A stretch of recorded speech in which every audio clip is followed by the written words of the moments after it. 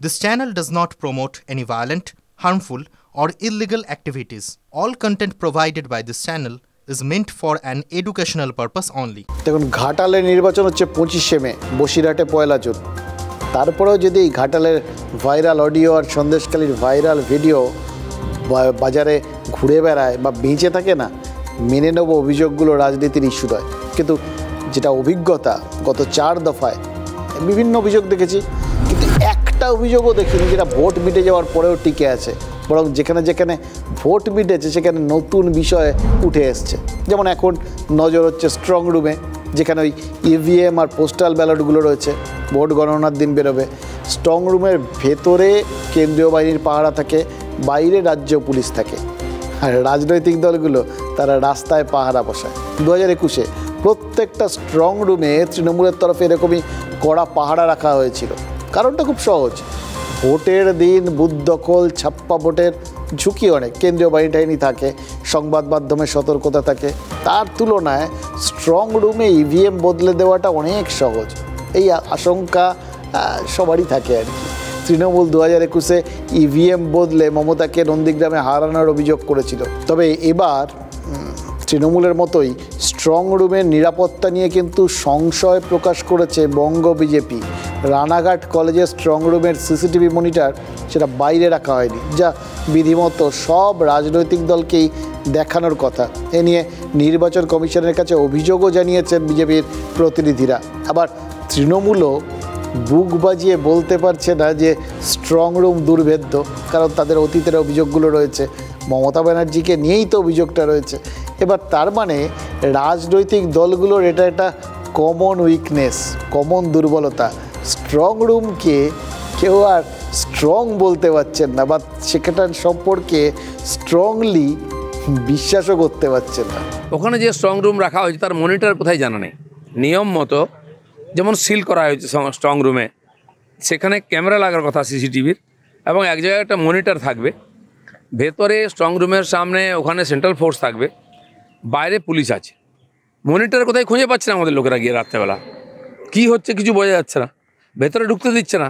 তো সেখানে পাহারাদার ডে অ্যান্ড নাইট সব পার্টির লোকেরা আছে, আমাদেরও একজন করে থাকে, তাদের রেজিস্ট্রেশন আই কার্ড দেওয়া হয়েছে। তো তারা খুঁজে পাচ্ছে না, তাই কমপ্লেন করেছে। তখন আমাদের এজেন্টরা গেছে, গিয়ে দেখছে কোথাও কিছু নেই।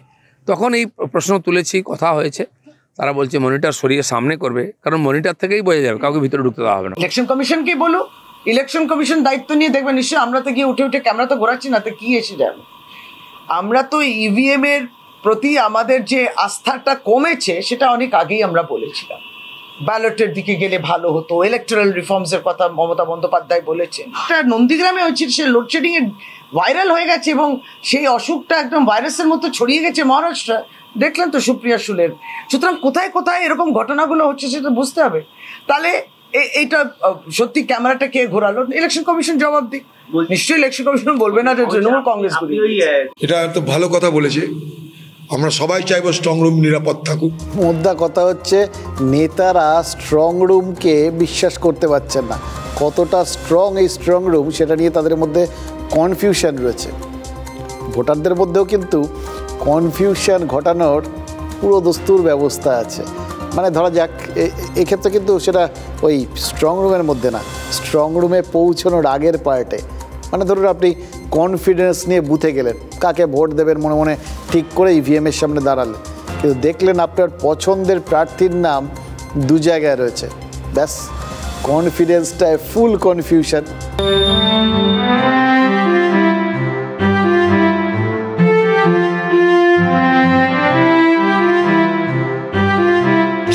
রোমিও অ্যান্ড জুলিয়েট নাটকে শেক্সপিয়ার লিখেছিলেন, হোয়াটস ইন এ নেম, বাংলা করলে দাঁড়ায় নামে কি আসে যায়।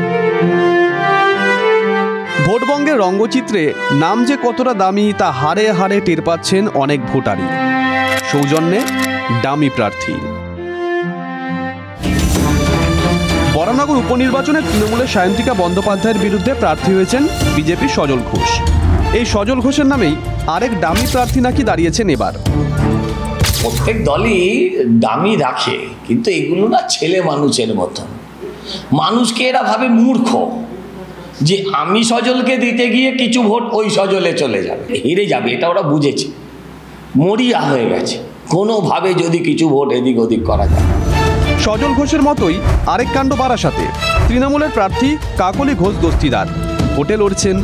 এই কেন্দ্রে কাকলি ঘোষ নামে একজন নির্দল প্রার্থী দাঁড়িয়েছেন, যদিও নমিনেশন দিয়েই তিনি নাকি অপহৃত।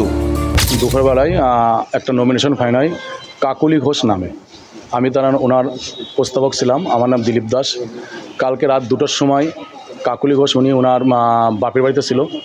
2টোর সময় কিছু দুষ্কৃতী এসে ওনার বাড়ি থেকে তুলে নিয়ে আসে। এটা যত সম্ভব আমার ধারণা, যেহেতু কাকলি ঘোষ দস্তিদার টিএমসির প্রার্থী হয়েছে, এখনও কাকলি ঘোষ নামে যেহেতু উনি দাঁড়িয়েছে, এখনও কাকলি ঘোষ ভয় পাচ্ছে, যার জন্য ওনাকে তুলে নিতে পারে।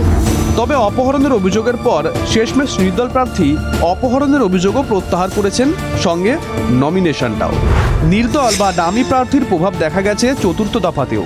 রানাঘাটের ভোটাররাও দুজন জগন্নাথ সরকারের নাম শুনে রীতিমতন চমকে গেছিলেন। একজন বিজেপির জগন্নাথ সরকার, আরেকজন একই নামের এক সবজি বিক্রেতা। জগন্নাথ সরকার, আমি রানাঘাট কেন্দ্রে লোকসভা কেন্দ্রে আমি নির্দল প্রার্থী দাঁড়িয়েছি। আমার বাড়ি নদিয়া জেলা, শান্তিপুর থানা, বাগাসা, ঢাকাপাড়া। তৃণমূলের এটাও একটা নোংরা খেলা।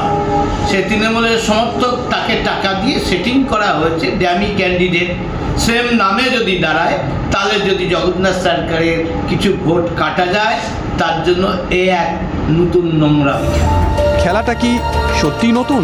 অনেকেরই মনে পড়ছে ভরা বাম আমলের কথাও। তখনও ডামি প্রার্থী দেখা যেত, এখনও দেখা যাচ্ছে। যাদবপুর লোকসভা কেন্দ্রে 3 নির্দল প্রার্থী রয়েছেন, অরুণ সরকার, শঙ্কর মণ্ডল এবং অবনী কুমার মণ্ডল।